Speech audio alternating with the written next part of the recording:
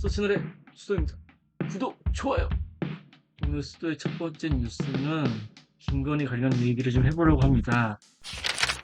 김건희 특검, 건진 청탁 의혹, 통일교 다이아 목걸이, 영수증 확보, 통일교 압색 전에 이미 제출. 이건 좀 말이 안 되는데, 니들 다이아 목걸이 개인이 샀다고 한 거 아니었어? 개새끼들이.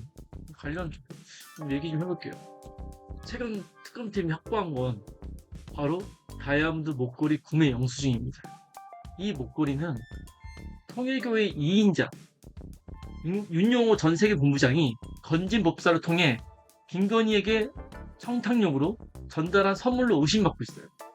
근데 그 목걸이 영수증은 특검이 확보했고, 이건 이미 압수수색 전에 제출된 자료입니다. 자료였다고 얘기를 해요. 근데 아니, 개인의 일탈인데 왜 통일교에서 영수증이 나오나요? 말이 안 되죠. 여러분, 건진법사는 검찰 조사에서 목걸이를 전달하지 않았다, 그리고 잃어버렸다고 진술했어요. 6천만 원짜리를 6천만 원짜리 잃어버렸는데 신고도 안 해. 통일교는 다시 돌려달라고 하고 건진법사는 또 잊어버렸다고 지랄을 하고, 이런 의심도 가능하죠.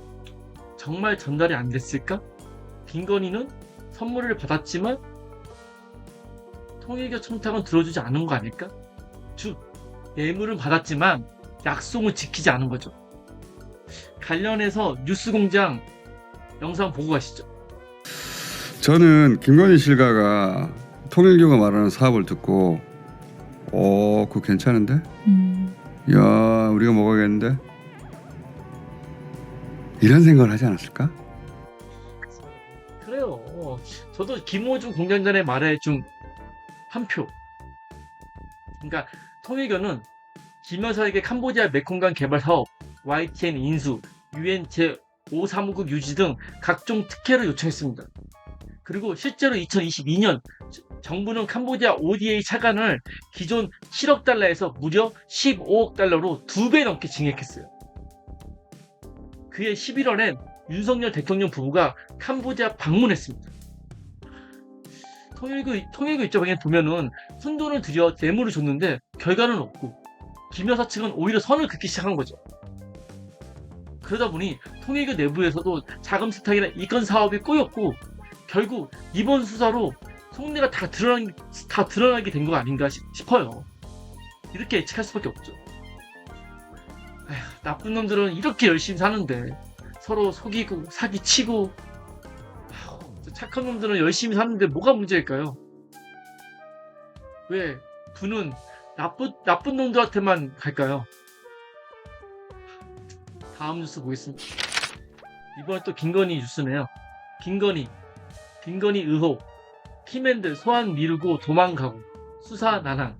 정말 문제가 많아요. 왜냐면 일을 안 하는 것 같아요. 김건희 특검이 열심히 지금 해도 안 될 판에 이해가 안 가요. 왜일까요? 왜 이렇게 진도가 지금 안 나가고 있을까요? 핵심 인물들이 줄줄이 지금 불응하거나 아예 해외로 도망 중입니다. 관련해서 뉴스공장 영상 보고 가시죠.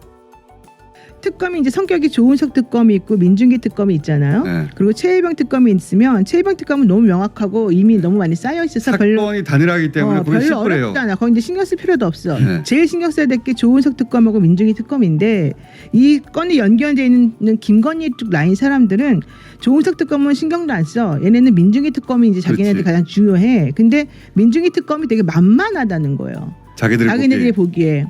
그래서 조은석 특검 같은 경우는 윤석열이가 카바치고, 네.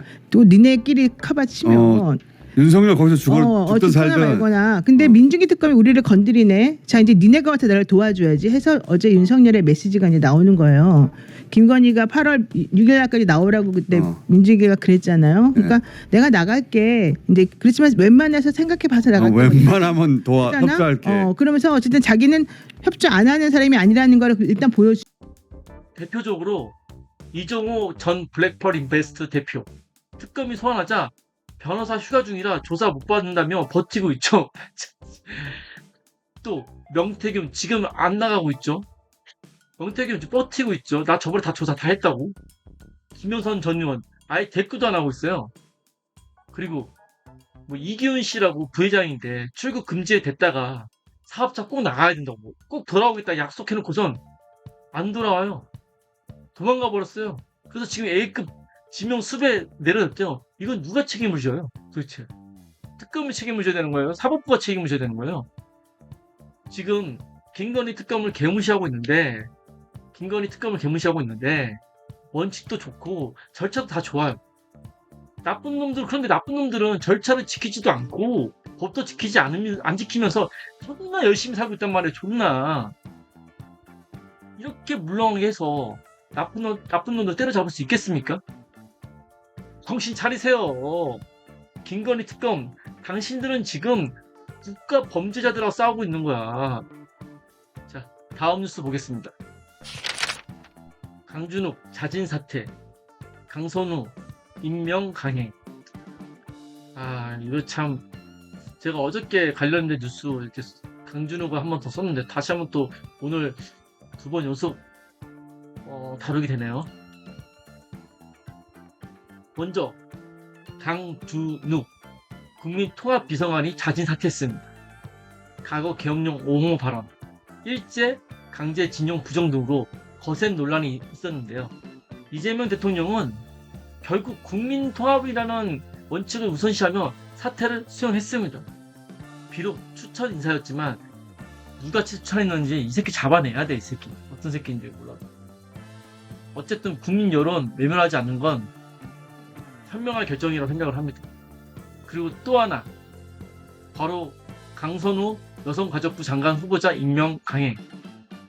일부 보좌진 간의 갈등, 정책적 모호성 논란이 있었지만 정작 청문회에서 확인된 건 허위 왜곡 제보밖에 없어요.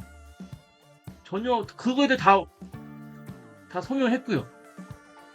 여기에 현재 국회의원으로서 통보한 경험, 그동안 젠더 정책에 대한 꾸준한 활동 이력을 고려할 때 가족부라는 예민한 부처를 현실감 있게 이끌 적임자로 보는 시각이 적지 않아요. 결국 이재명 대통령은 국민 감정과 전문성 사이에서 균형 잡힌 인사 원칙을 보여준 셈이죠. 불필요한 논란은 잊어버리고 능력 중심 인사. 이게 바로 지금 이재명 정부가 보여줘야 할 태도입니다. 끝까지 밀고 나가세요. 믿습니다. 명비어 청가. 자, 다음 뉴스 보겠습니다. 김민석 총리, 트럼프, 북한을 짐 아닌 자산으로 만들 수 있다. 주한 미 상공회의에서 세미나 연설, 한미 성숙한 민주주의적 가치 동맹, 미국 한가 협력할 때 더 강해질 것. 역시 총리 잘 뽑았습니다. 잘 뽑았어요. 김 총리는 북한을 짐이 아니라 미래의 자산으로 만들 수 있다. 이렇게 말했어요. 주한 미 상공회의소에서 세미나, 대본 없이 연설을 하는데 이게 리더가 가지고 있는 품격이죠. 정말 효능감 쩝니다.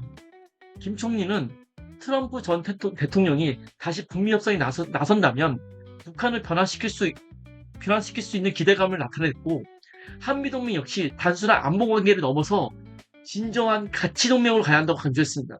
여기서 가치동맹은 경제동맹으로 가야 한다는 거야. 지금보다 더 앞으로 미래 산업을 위해서. 자, 그럼 왜 북한이 자산일 수 있을까요? 관련 영상 보고 가시죠. 제가 마지막에 북한 얘기를 했습니다. 사실은 트럼프 대통령에 있어서도 미국에 있어서도 그리고 우리 대한민국에 있어서도 북한과의 관계를 어떻게 가져가느냐 하는 것이 단순한 짐으로서가 아니라 미래적인 자산으로 갈 수 있는 그러한 가능성을 가지고 있는 것이 아니냐.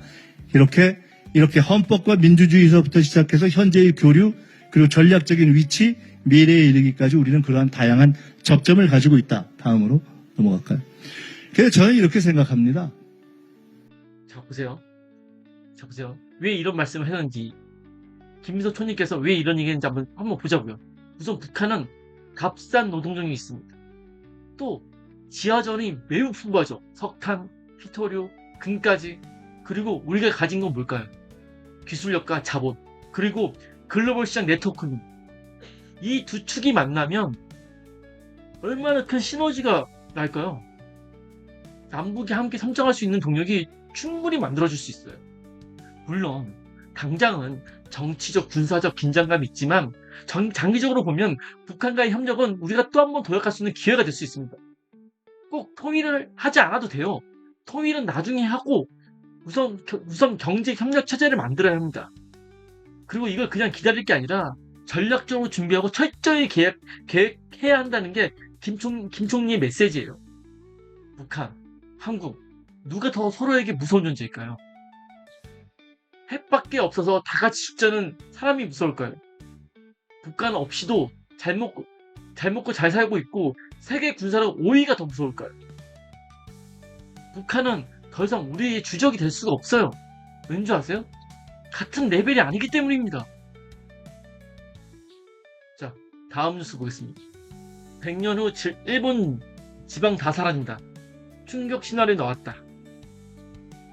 저는 이 좀 관련 뉴스하고 좀 다르게 생각하는데 일단 관련 뉴스 한번 좀 요약해 볼게요. 일본 교토대 모리토모와 교수가 말하길 2120년이면 일본 인구가 4분의 1로 줄어서 대부분 지방 도시가 사라질 거다 이렇게 예측하고 있대요. 도쿄, 오사카, 후쿠오카 같은 대도시만 남고 지방은 텅텅 빈다는 거죠. 근데 이거 우리나라 얘기 같지 않으세요? 한국도 출산율 세계 최저. 지방은 이미 감소로 골몰이잖아요. 그래서 불안하고 우리도 일본처럼 되는 거 아니야? 이런 생각도 다 하고 있고. 근데요, 여기서 한 가지 좀 생각해 볼 게 있어요. 인구가 줄어서 꼭 나쁜 걸까요? 우선 인구 감소는 전 세계 선진국이 겪는 자연스러운 현상이에요. 그리고 예전처럼 사람이 꼭 많아야 돌아가는 시대가 아니잖아요.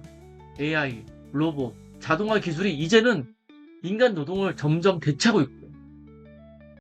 생산성은 오히려 더 높아질 수도 있어요. 오히려 소비 인구가 더 적어지는 거죠. 예전에 사람이 많아야 경제가 성장했지만 이젠 똑똑한 기술과 효율적인 시스템으로 작은 인구로도 큰 사회를 만들 수 있는 시대가 온 겁니다. 물론 도시 소멸 같은 문제는 대비해야겠지만 인구 감소를 무조건 두려워할 필요는 없습니다. 오히려 이걸 기회로 삼아서 삶의 질을 높이고 AI 기반의 미래 사회로 한 걸음 더 나아갈 수 있는 준비가 필요한 시점인 거죠. 여러분은 어떻게 생각하세요? 인구 줄어드는 게 위기일까요? 아니면 기회일까요? 아니면 인구가 줄어든다고 해서 그거를 무조건 인구를 많이 낳자를 대비하는 게 좋을까요? 아니면 인구가 줄어드는 거에 어쩔 수 없는 줄어드는 거를 거기에 맞춰서 준비하는 게 맞을까요? 저는 후자라고 생각합니다. 자, 오늘 수도뉴스 여기서 마무리 짓고요. 오늘도 전체 뉴스는 안 봐주시지만 전체 뉴스 봐주실 때까지 주구장창 한번 열심히 해보겠습니다. 이게 쉽지가 않아요. 정말 아무도 안 보는데 이 영상을 계속 찍는다는 게 너무 힘듭니다. 하지만 최선을 다해보겠습니다. 하는 데까지 열심히 해보겠습니다. 그리고 이게 어느 정도 늘어나면 정말 저도 스텝 구하고 막 여러 사람과 같이 협업해서 한번 해봤으면 좋겠어요. 그래서 정말 진짜 좋은 컨텐츠, 우리 구독자들만이 원하는 새로운 뉴스, 정말 양심 뉴스, 그리고 꼭 정보만 아니라 물질적인 것도 같이 혜택을 볼 수 있는 그런 좀 수도 뉴스가 됐으면 좋겠습니다. 감사합니다.